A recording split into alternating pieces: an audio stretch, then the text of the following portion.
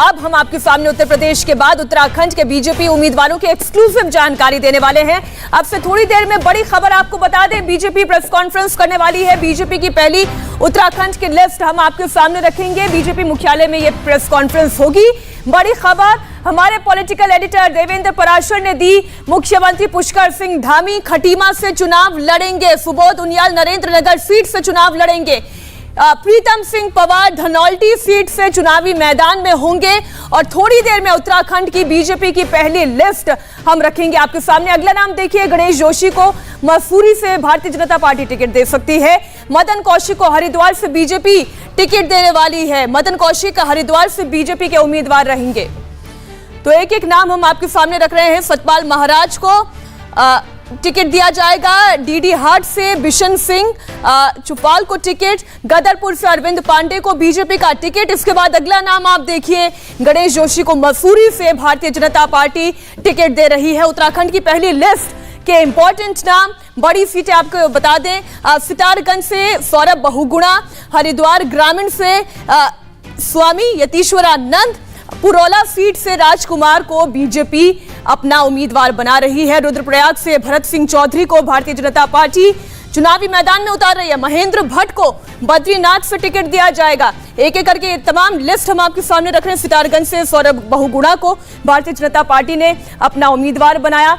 लाल कुआं से नवीन दुमका को टिकट, वहीं काला डूंगी से बंशीधर भगत को भारतीय जनता पार्टी ने चुनावी मैदान में उतारा है और लाल कुआं से नवीन दुमका को टिकट। तो एक एक करके ये तमाम नाम हम आपके सामने रख रहे हैं।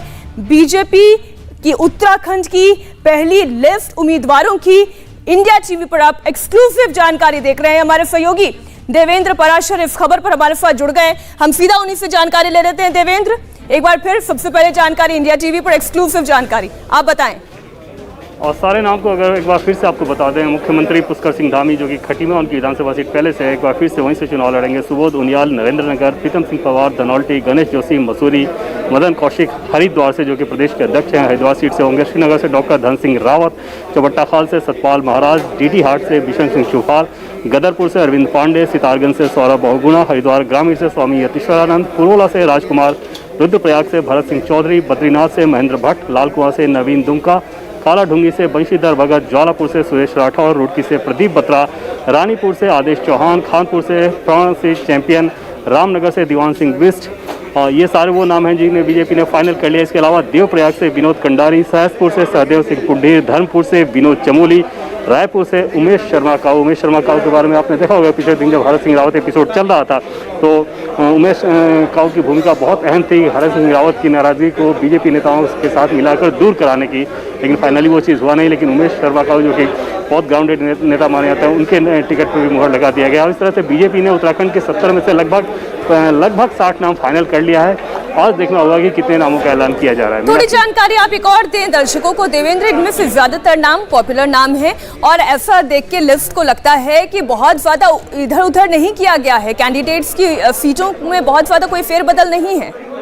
नहीं, उसमें कई सारे सिटिंग एमएलए के नाम उसमें कटे हुए आपको दिखेंगे। अभी जब सूची आएगी तो उसमें आपको देखने को मिलेगा। पार्टी ने जो सर्वे कराया था उस सर्वे के हिसाब से लगभग ये अंदाज़ा बना था कि 18 से 20 विधायकों के खिलाफ एंटी इनकम्बेंसी फैक्टर बहुत ज़्यादा है, उनका फीडबैक बेहतर नहीं माना गया था और तब ये एक रणनीति बनी थी कि उनमें से कई विधायकों के टिकट काट दिए जाएंगे। आज जब फाइनल सूची अब से थोड़ी देर बाद जब जारी होगी तो निश्चित तौर से उसमें देखना होगा कि कितने सारे विधायकों के टिकट काटे जा रहे हैं। एक एक इंपॉर्टेंट सीट की बात करते हैं। सबसे पहले बात पुष्कर सिंह धामी की कर लेते हैं। उन्हें खटीमा से भारतीय जनता पार्टी ने टिकट दिया है।